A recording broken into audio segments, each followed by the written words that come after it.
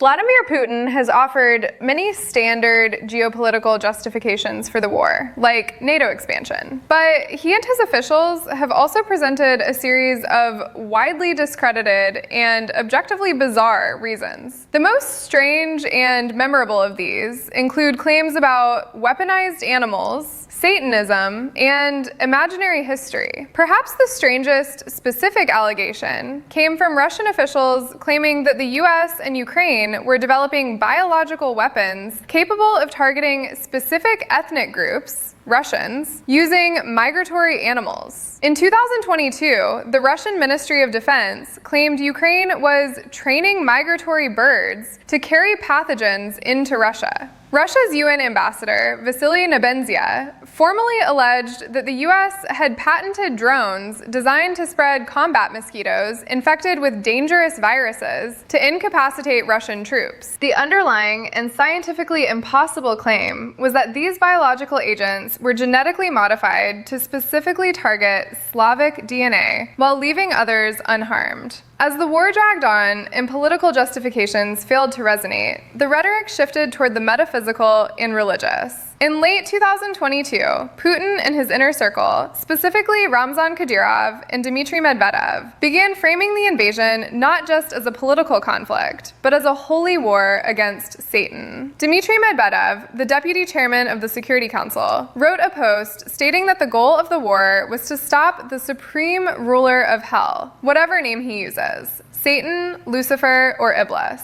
Russian state media began claiming that Ukraine had been taken over by hundreds of neo-pagan and satanic cults, requiring a complete de-Satanization of the country. In his September 2022 speech announcing the annexation of Ukrainian territories, Putin pivoted to a strange diatribe about Western gender politics to justify the land grab. He argued that the invasion was necessary to protect Russia from the West's pure Satanism, asking the audience if they wanted parent number 1 and parent number 2 instead of mom and dad in Russia. This attempted to frame the invasion of a sovereign neighbor as a defense against Western cultural shifts regarding gender and LGBTQ+ rights. While denazification sounds like a standard political pretext, it is widely considered bizarre by historians because of the specific context. Putin claimed he needed to denazify a country led by Vladimir Zelensky, a Jewish president whose great-grandparents were murdered in the Holocaust. To make this logic work, Russian Foreign Minister Sergei Lavrov gave an infamous interview claiming that Hitler also had Jewish blood, and that the most ardent anti-Semites are usually Jews, a conspiracy theory that caused a massive diplomatic incident with Israel. Putin famously published a 5,000-word essay in 2021, arguing that Ukraine has no history of genuine statehood. He claims Ukraine is an artificial country created by the Bolsheviks, specifically Lenin, by mistake. He argues that because Ukraine was assembled from Russian lands during the Soviet era, it has no right to sovereignty today. This ignores centuries of Ukrainian history and culture distinct from Russia, essentially arguing that a nation of 40 million people is a bureaucratic error that needs correcting.